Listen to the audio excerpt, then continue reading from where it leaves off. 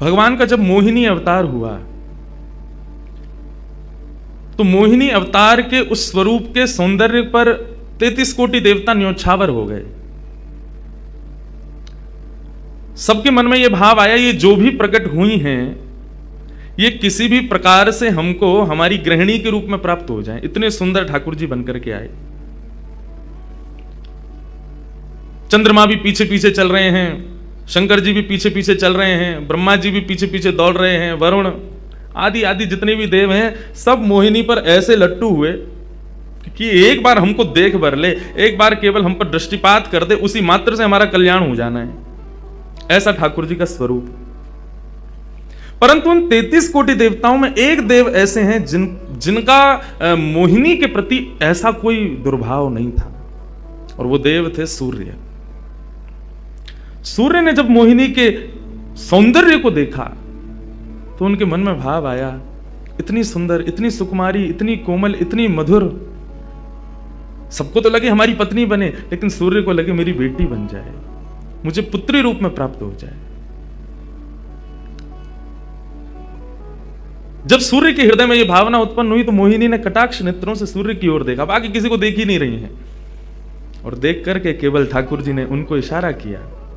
बोले तो आपकी ऐसी इच्छा है? सूर्य बोले जी भगवान, मेरी बहुत अभिलाषा है कि आप पुत्री रूप में मेरे यहां पधारो। ठाकुर जी बोले इतना साधारण नहीं है हमको प्राप्त करना, पुत्र रूप में प्राप्त करना फिर भी साधारण होगा, लेकिन पुत्री भाव में ये तो असाधारण है, इसके लिए आपको तप करना पड़ेगा।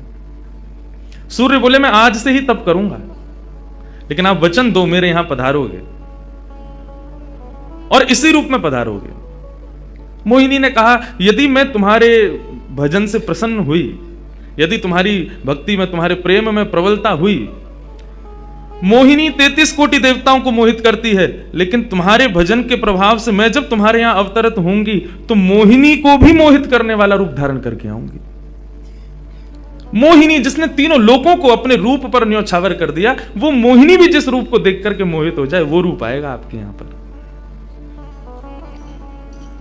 वही सूर्य वृषभानु जी के रूप में प्रकट हुए हैं। और जब वृषभानु जी के रूप में प्रकट हुए, उससे पहले एक राजा के रूप में भी आए थे, तब भी इन्होंने तपस्या की थी, लेकिन ठाकुर जी नहीं पधारे।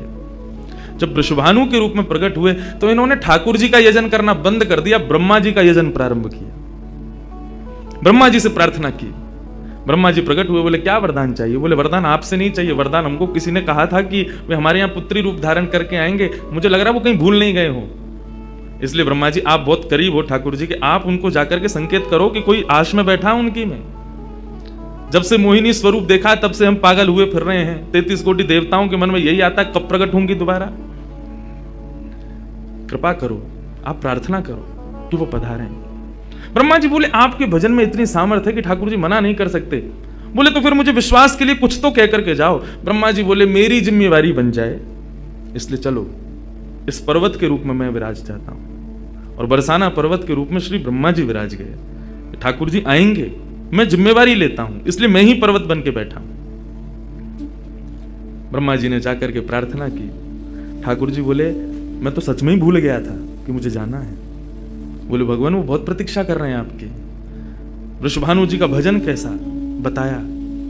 वृषभानु जी की एक ही इच्छा है कि मेरे पास जो पुत्री रूप ठाकुर जी का आवे, ठाकुर जी मोहिनी बनकर के आए तो 33 कोटि देवताओं के हृदय में ठाकुर जी के प्रति वात्सल्य भाव प्रकट नहीं हुआ, प्रेम भाव प्रकट नहीं हुआ, कुछ और ही भाव था उन देवताओं का।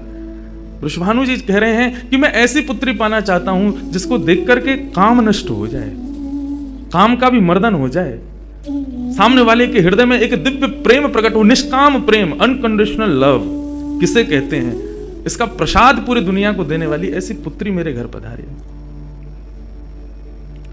स्वार्थ सिद्ध प्रेम सब करना जानते हैं, लेकिन निस्वार्थ प्रेम किसे कहते हैं, वो ठाकुर जी का वो शक्ति स्वरूप ही सबको बता सकता है। ब्रह्मा जी की प्रार्थना हुई ठाकुर जी से। ठाकुर जी अपने वैकुंठ में विचरण कर रहे हैं, विचार कर रहे हैं कैसे करूं, नंद यशोदा के यहां भी जाना है, देव की वसुदेव के यहां भी पुत्र बनना है, पहले से ही 4 मम्मी पापा हैं हमारे, अब ये 2 मम्मी पापा और कैसे बनाऊं, 6 माता पिता। तब ठाकुर जी विचरण कर रहे थे, तभी एक खंभ में मणि, उस मणि में ठाकुर जी ने अपना प्रतिबिंब देखा। ठाकुर जी अपना प्रतिबिंब नहीं देखते। क्यों? बहुत कम देखते हैं। जब श्रृंगार आरती होती है लाल जी की, तभी इनको प्रतिबिंब दिखाते हैं, और उस प्रतिबिंब में भी इतने इतराते हैं महाराज, उसमें भी स्वयं को देख करके खुश हो जाते हैं, वाह मैं कितना प्यारा लग रहा हूं। अपना प्रतिबिंब ठाकुर जी इसलिए नहीं देखते क्योंकि स्वयं ठाकुर जी मोहित हो जाते हैं खुद ही पर। जैसे ही ठाकुर जी ने स्वयं का प्रतिबिंब देखा, प्रतिबिंब देख के आगे बढ़े, लेकिन ठाकुर जी मन में विचार करने लगे, मुझे सबके स्वभाव प्रिय हैं, लेकिन अपना यदि देखूं तो अपना प्रतिबिंब बहुत प्रिय है। जब स्वयं को देखता हूं प्रतिबिंब में, तो ऐसा लगता है कि मानो जो सबको मोहित कर रहा है वो स्वयं को जब देखे तो खुद भी मोहित हो रहा है, क्योंकि प्रतिबिंब कभी झूठ नहीं बोलता। प्रतिबिंब का ये स्वभाव है, आप जैसे हो वैसा आपको दिखाता है। ठाकुर जी ने जब प्रतिबिंब देखा, अपने उस प्रतिबिंब स्वरूप को ठाकुर जी ने स्थिर कर दिया, और स्थिर करके अब तो ठाकुर जी लाए महाराज लक्ष्मी जी की पूरी पेटिका लेकर के आए श्रृंगार की, और अपने प्रतिबिंब स्वरूप को ही उन्होंने श्रृंगार करना प्रारंभ किया। किशोरी जी के श्रृंगार का इतना भाव बताते हैं, किशोरी जी की नथ बेसर ऐसी, किशोरी जी के कान के कुंडल ऐसे, किशोरी जी के पांव की महावर ऐसी, क्यों ना हो, क्योंकि श्याम सुंदर ने श्रृंगार किया है। किशोरी जी का जो स्वरूप है वो ठाकुर जी ने उसका श्रृंगार किया है। नारायण बैठे महाराज सिंहासन लगा करके अपने प्रतिबिंब का ही श्रृंगार कर रहे हैं। मोर पीछ हटाया, मुकुट उतार के दूर रखा, घुंघराले केशों को खोल दिया, नेत्रों में सुंदर सुंदर छोटा छोटा काजल लगाया, माथे पर एक सुंदर बिंदिया लगाई है, होठों पर निर्मल लालिमा लगाई है, गले में हार पहनाया, सर्वांगीण श्रृंगार किया, और लक्ष्मी जी की चुनरी ला करके जैसे ही शीश पर से चढ़ा करके ठाकुर जी ने थोड़ा सा जो श्याम रंग है उसको जैसे ही गौरवर्ण किया, वैकुंठ के उस प्रतिबिंब में से मानो जैसे सूर्य चंद्र का एकाकार रूप प्रकट हो गया हो, इतना तेज पुंज प्रकट हो गया कि ठाकुर जी भी अपने नेत्रों को छुपाने लगे। थोड़ी देर नेत्रों को बंद करने के बाद जब बड़ी धीरे से ठाकुर जी ने जब अपने प्रतिबिंब की ओर देखा, तो किशोरी जी का दिव्य स्वरूप वहां प्रकट हो गया। ठाकुर जी ने दंडवत किया, पहले प्रणाम, हे श्याम सुंदर, आपने ही मेरो निर्माण कियो है, आपने ही मुझको प्रकट कियो है, क्या भाव है? ठाकुर जी बोले कोई भाव नहीं है, केवल मोहिनी भाव से 33 कोट देवता मोहित हुए थे, लेकिन मैं मोहित नहीं हो पाया था, इसलिए तब से मैं भी तड़प रहा था कि मुझे भी कोई मोहित करे, उस मोहिनी को भी मोहित कोई करे। वो स्वरूप आज प्रकट हुआ है। धर्म की स्थापना हुई, ज्ञान की स्थापना हुई, भक्ति की स्थापना हुई, वैराग्य की स्थापना हुई, लेकिन अंततो गत्वा इस संसार का सार जो प्रेम है उसकी स्थापना नहीं हुई है। उसके लिए आपका अवतार धारण करना अति आवश्यक है। आप मेरी शक्ति हैं, आप मेरी आत्मा हैं। पूरा विश्व और पूरे विश्व की दिव्य चेतना किसकी प्राप्ति के लिए दौड़ रही है? कि आत्मा एक दिन परमात्मा में मिल जाएगी, लेकिन उस परमात्मा में आत्मा जो विद्यमान है वही तो किशोरी जी हैं। उस आत्मा की परमात्मा की जो आत्मा है वही तो श्री राधा जी हैं। लोग उनके रूप को नहीं समझ पाते। आजकल के यंगस्टर्स, आजकल के युवा उनको बहुत विचित्र रूप में दर्शन करते हैं कि कृष्ण राधा कौन है, बोले कि they are just like some love words. ऐसा नहीं है। आप उनको सीमित उस अवस्था में, और माफ कीजिएगा यदि किसी प्रवचनकर्ता की कथा सुनने के बाद भी आप उनको वहीं तक सीमित मान रहे हो ना, दोष आपको नहीं, प्रवचन करने वाले को लगेगा कि तुम किशोरी जी के इसी रूप को स्थापित कर पाए। इसीलिए कथाओं में ज्यादा किशोरी जी का प्रसंग ना हम कहते हैं ना उसका स्पर्श करते हैं। स्पर्श करने पहले से भी 100 बार सोचते हैं। यहां आने से पहले भी मुझे कई आचार्यों ने संपर्क किया कि वहां आप किस विषय को लेकर के जाएंगे, आप गर्ग संहिता पर कहेंगे या किशोरी जी के किस भाव को वहां पर प्रस्तुत करने वाले हैं। मैंने कहा देखो, हम बस बोलेंगे जो निकल जाए मुंह से, जिसका जो भाव ठाकुर जी स्वीकार कर लें बस, लेकिन भाव ये रखेंगे ठाकुर जी विराज गए हैं कि कोई अनधिकारी इस भाव को सुनकर के अपने मन में कोई दुर्भाव ना प्रकट करे। ब्रजवासी बहुत डरते हैं किशोरी जी के भाव को कहने में, क्योंकि जब सामने वाले से प्रत्युत्तर के रूप में कुछ विलग ही सुनने को मिलता है तो बहुत कष्ट होता है हृदय को कि तुमने किशोरी जी को क्या समझा, वो क्या है और तुमने उनके किस रूप को जाना। वो ठाकुर जी का ही प्रतिबिंब स्वरूप है, ठाकुर जी का ही आत्मा स्वरूप है। और एक बात कहूं, प्रतिबिंब से और आत्मा से प्रेम किया जा सकता है, ब्याह नहीं किया जा सकता।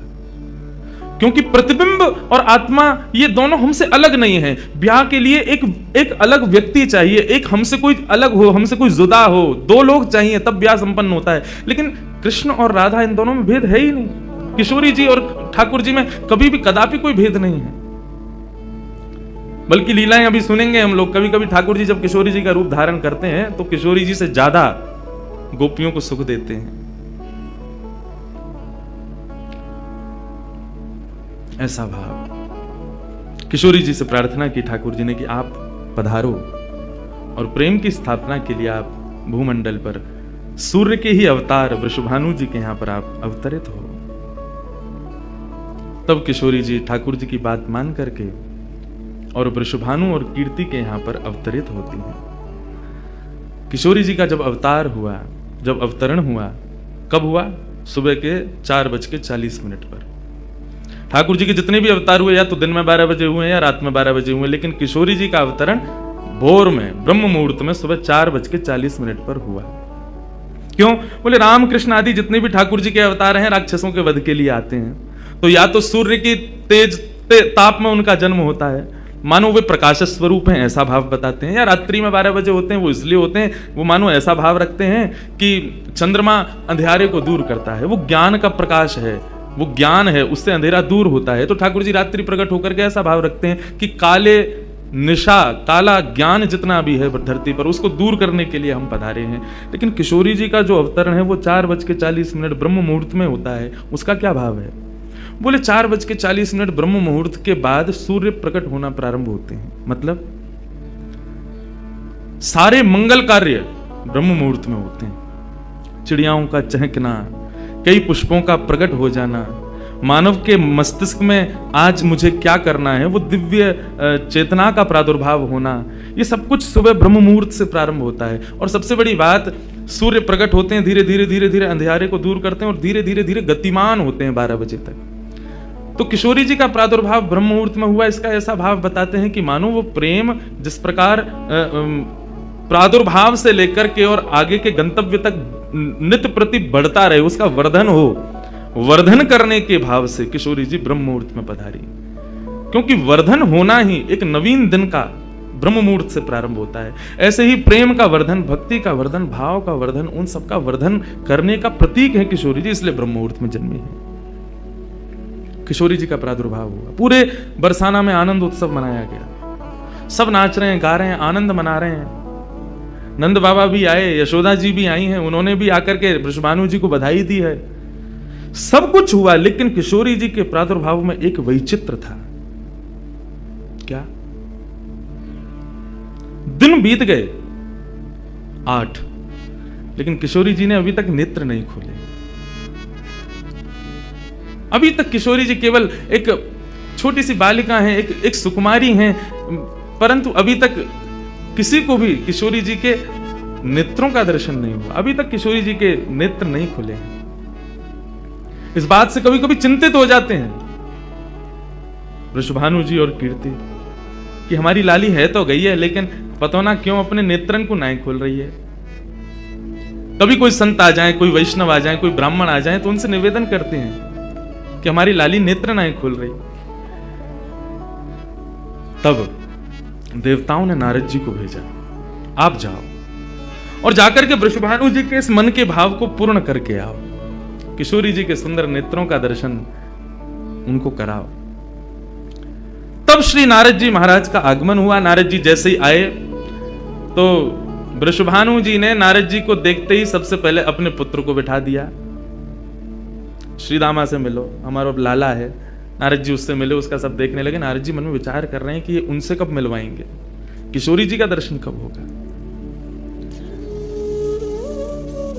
2-3 दिन तक नारद जी विचरण करते रहे बरसाने में। वृषभानु जी का मन तो होता है कि मैं इनसे कुछ कहूं, कुछ पूछूं, थोड़ा किशोरी जी के बारे में, अपनी लाली के बारे में न कुछ जानूं, लेकिन अभी वो भाव प्रकट नहीं हो रहा है।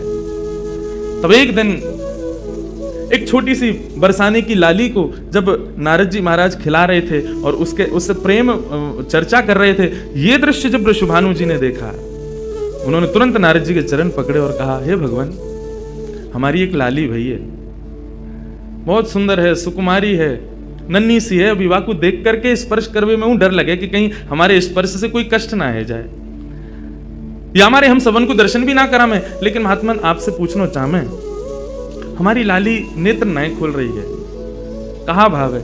नारद जी तो तुरंत बोले, अरे तो तुमने इतने दिन से क्यों नहीं बताया? वो तो पहले से ही बैठे थे तैयार कि ये जल्दी बोले तो मैं जाऊं, जाकर के दर्शन करूं। बोले संकोच है रहे हो? बोले संकोच मत करो, अभी लेके चलो। कहां है तुम्हारी लाली, मुंह को बताओ। नारद जी महाराज जा रहे हैं वृषभानु भवन में। एक बेड़ी पार की, दूसरी बेड़ी पार की, तीसरी बेड़ी पार की। जैसे ही भीतर पहुंचे हैं, सुंदर सुगंधी भीतर से प्रकट हो रही है। सामने स्वर्ण जटित एक पालना है, और जैसे उस पालने में जाकर के नारद जी ने दर्शन किया, कमल कली को वृषभानु की लली को रंग, कैसा रंग है? बोले जैसे कमल की कली हूं मैं ना, ऐसी श्री वृषभानु नंदिनी है। नारद जी ने जैसे उनको दर्शन किए हुए आनंदित है गए, आनंदित है करके प्रणाम करने लगे। वृषभानु जी बोले, हमारी लाली नेत्र नाय खोल रही है, आप कृपा करो ना। नारद जी बोले, एक मंत्र पढ़ना पड़ेगा, कुछ करना पड़ेगा, तंत्र मंत्र करना पड़ेगा, तब आपकी लाली बोलेगी। वृषभानु जी बोले, देख लो, संभल के करियो, हमारी लाली बहुत कोमल है, वो ना स्पर्श नहीं करेंगे, दूर बैठ के करेंगे। वृषभानु जी बोले, तो करो। बोले आपको पहले बाहर जाना पड़ेगा, एकांत में करेंगे। कीर्ति वृषभानु जी को देखें, बोले लाली को अकेला तो नहीं छोड़ेंगे? बोले नहीं बाबा, विश्वास पात्र है, हम कर सके। वृषभानु जी और कीर्ति दोनों जैसे ही बाहर पधारे, नारद जी ने गेट बंद कियो, तुरंत चरणन में प्रणाम कियो, और प्रणाम करके सीधे सन्मुख बैठे हैं। हे कृष्ण मनोहारिणी जय वृंदावन प्रिया, जय भू मंगल ललिता, जय वेणु रवाकुल। जय कृष्ण मनोहारिणी जय वृंदावन प्रिया, जय भू मंगल ललिता, जय वेणु रवाकुल। जैसे ही नारद जी के मुख से ये शब्द प्रकट हुआ, जय कृष्ण मनोहारिणी, ये कृष्ण मनोहारिणी शब्द जैसे ही नन्ही सी श्री किशोरी जी के कान में कृष्ण शब्द गयो, कृष्ण शब्द जाते ही नन्ही सी किशोरी जी के नेत्र अपने आप धीरे धीरे धीरे धीरे खुलन लगे। मुख पर एक प्रसन्नता सी प्रकट हो गई। नन्ही सी किशोरी अभी करवट लेनो भी नहीं जाने, लेकिन जैसे ही बार बार ये श्लोक का गान नारद जी के द्वारा हो रहा है, जय कृष्ण मनोहारिणी जय वृंदावन प्रिय, इसको सुनकर के किशोरी जी जो अभी करवट लेनो भी ना जाने, वो अपने पालना को पकड़ करके अपने पालना से उछक करके वहीं से झांक करके श्री नारद जी को देख रही हैं। और नारद जी ने जैसे किशोरी जी के रूप को देखो है, सुंदर मृगनयनी किशोरी जी आज नारद जी को देख रही हैं। मुख में अभी दांत ना है, बिना दांतन के किशोरी जी के मुखमंडल की प्रसन्नता देख करके नारद जी आनंद विभोर हो गए। नारद जी बोले, आपको ये कीर्तन भायो, आपको ये कीर्तन प्रिय लगो? किशोरी जी के मुख से केवल किलकारी निकल रही है। नारद जी ने उठाई अपनी वीणा करताल और जय कृष्ण मनोहारिणी जय वृंदावन प्रिय, और इसी का कीर्तन करते हुए वहां नाचने लगे, नृत्य करने लगे, चारों ओर घूम रहे हैं। बीच में पालने में श्री किशोरी जी बैठ करके और करताल बजा रही हैं, और करताल बजा करके आनंदित हो रही हैं। वृषभानु जी बाहर खड़े, बोले कि भीतर तो कीर्तन चल रहा है, करताल की आवाज आ रही है, वीणा बज रही है। तभी उनने कान लगा करके सुनो तो नारद जी गा रहे, जय कृष्ण मनोहारिणी जय वृंदावन प्रिय, जय भ्रू मंगल ललिता, जय वेणु रवाकुल। वृषभानु जी ने ये स्वर सुन लिया, लेकिन जैसे ही थोड़े से गए हैं और खिड़की में जाकर के भीतर झांक करके देखा, अद्भुत दृश्य। नन्ही सी किशोरी ज्यादा से ज्यादा 8 दिन की होंगी, 10 दिन की होंगी, अपने पालना में पहुंच करके स्वयं को झुला रही हैं, करताल बजा रही हैं। चारों तरफ नारद जी वीणा बजा करके, करताल बजा करके आनंद से किशोरी जी को मुखोल्लास कर रहे हैं। ये दृश्य देख करके श्री वृषभानु जी को एक बार तो मूर्छा आ गई, मैं वास्तव में 8 दिन की बालिका को देख रहा हूं। उन्होंने कीर्ति को कुछ नहीं बताया। नारद जी महाराज ने प्रणाम किया। तब किशोरी जी की सहचरियां प्रकट हुई और कहा कि हे नारद, आपने हमारी किशोरी जी को बहुत सुख प्रदान किया है। जब कभी भी आपको ऐसा दर्शन करना हो तो हम आपको कुछ स्थान बता रहे हैं। गोवर्धन, श्री यमुना पुलिन और ब्रज कुंज, इन 3 स्थानों पर आप जब कभी भी हमारी किशोरी को स्मरण करके यही कीर्तन को गान करोगे, किशोरी जी को यही स्वरूप आपको दिखेगा। ये हमारा वरदान है आपको, क्योंकि आपने किशोरी जी कृपामयी तो हैं, लाल जी 10 बार विचार करेंगे कृपा करवे में, किशोरी जी विचार थोड़ी करें, वो तो तुरंत करुणा करें। नारद जी जाओ, जब कभी भी लाडली को दर्शन करना हो यही भाव से कर लियो। नारद जी महाराज के नेत्र सजल है गए, किशोरी जी के चरणन में बारंबार प्रणाम कियो और प्रणतिपात करते हुए वहां से प्रस्थान कर गए। किशोरी जी फिर से नेत्र बंद करके अपने पालना में पड़ गई। कीर्ति जी बोली बाबा आयो, टोना टोटका करके गयो, तब वो हमारी लाली के नेत्र तो खुले नहीं। कीर्ति जी गोद में लेकर के सुला रही है, नेक नेक थोड़ी सी संकुचित है करके रुदन करना प्रारंभ कियो। सो इतने में वृषभानु जी आए और वृषभानु जी बोले नेक दियो लाली को, और किशोरी जी को गोद में लेकर के वृषभानु जी बोले हे कृष्ण मनोहारिणी